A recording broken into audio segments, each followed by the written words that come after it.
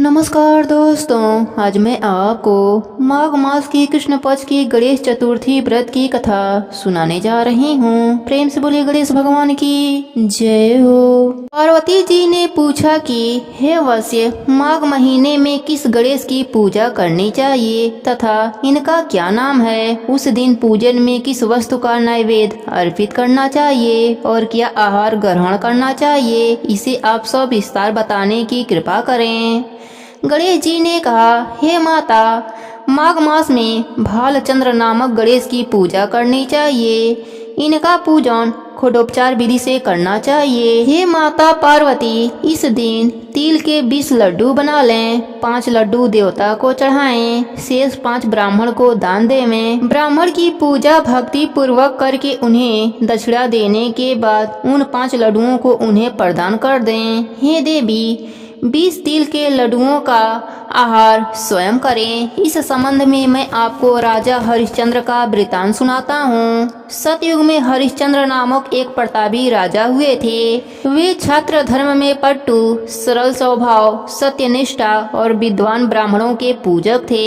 हे देवी, उनके शासक में अधर्मी नाम की कोई वस्तु नहीं थी। उनके राज्य में कोई अपाहिज, दरिद्र या दुखी नहीं था। सभी लोग आदि व्याधि से रहित एवं दीर्घायु होते थे। उन्हीं के राज्य में एक ऋषि शर्मा नामक तपस्वी ब्राह्मण रहते थे। एक पुत्र की प्राप्ति होने के बाद ही वे स्वर्गगामी हुए। पुत्र का भरण पोषण उनकी पत्नी करने लगीं। वह विधवा ब्राह्मणी भिक्षाटन के द्वारा पुत्र का पालन पोषण करती थी। उस ब्राह्मणी ने माघ मास की संकटा चतुर्थी का व्रत किया। वह पतिव्रता ब्राह्मणी गोबर से गणेश जी की प्रतिमा बनाकर सदैव पूजन किया करती थी। हे पार्वती, भिक्षाटन के द्वारा ही उसने पूर्वोक्त रीति से तिल के 10 लड्डू बनाए। उसी बीच उसका पुत्र गणेश जी की मूर्ति अपने गले में बांधकर स्वेच्छता से खेलने के लिए बाहर चला गया।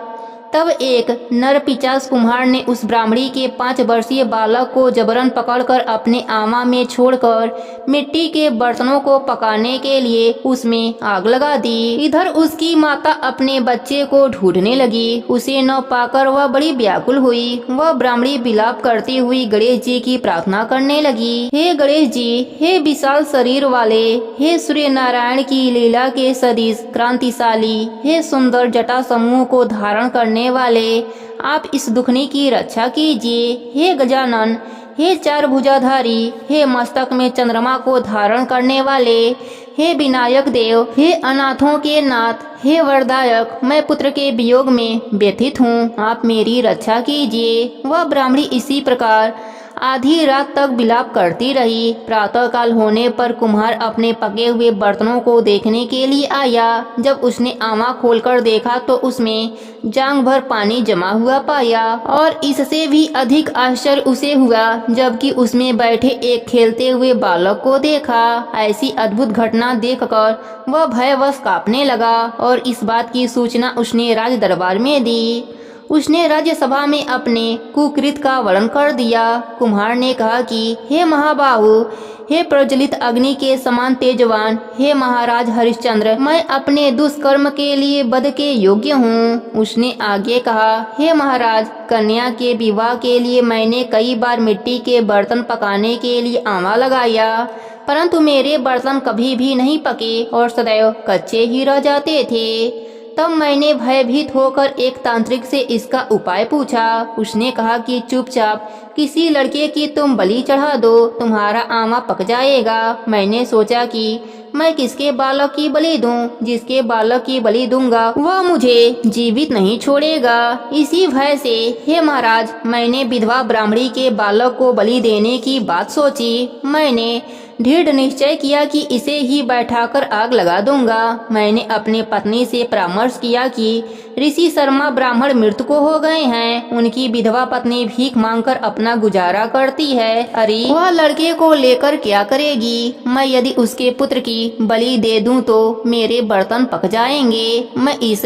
जघन्य कर्म को करके रात में निश्चिंत होकर सो गया। प्रातः जब मैंने आँख खोलकर देखा तो क्या देखता हूँ कि उस लड़के को मैं जिस स्थिति में बैठाया था वह उसी स्थिति में निर्भय होकर बैठा है और उसमें जांघ भर पानी लगा हुआ है। इस भयावह दृष्टि से मैं कांप उठा और इसकी सूचना देने के लिए आपके पास आया हूँ।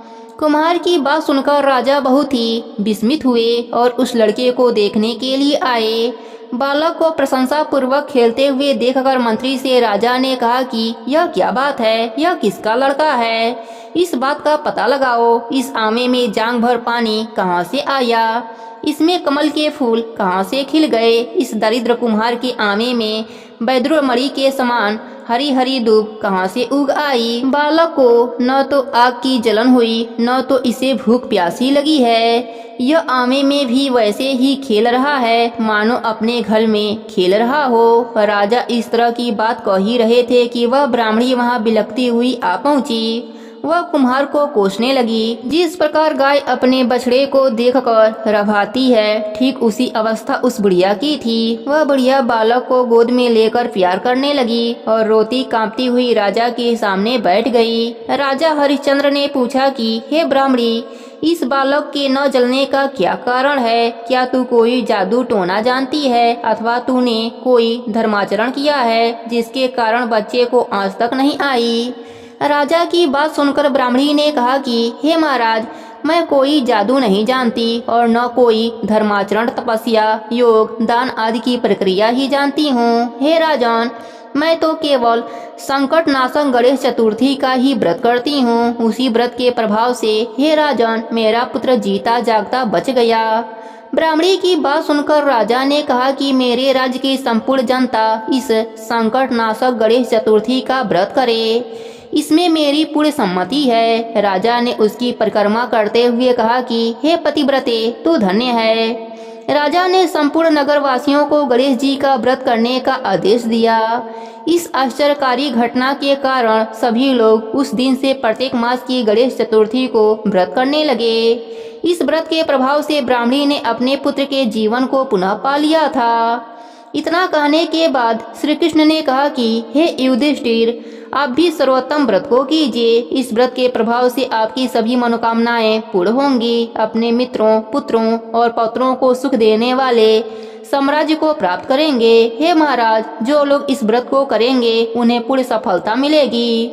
भगवान कृष्ण की बात से युधिष्ठिर बहुत प्रसन्न हुए और माघ कृष्ण गणेश चतुर्थी का व्रत करके निष्कंटक राज्य भोगने लगे। हे गणेश जी महाराज, जैसी कृपा आपने बुढ़िया पर करी वैसे ही कृपा आप अपने सभी भक्तों पर करना। सबके व्रत को पूर्ण करना। कहानी अधूरी हो तो पूरी करना, पूरी हो तो मान रखना। प्रेम से बोलिए गणेश भगवान की जय हो।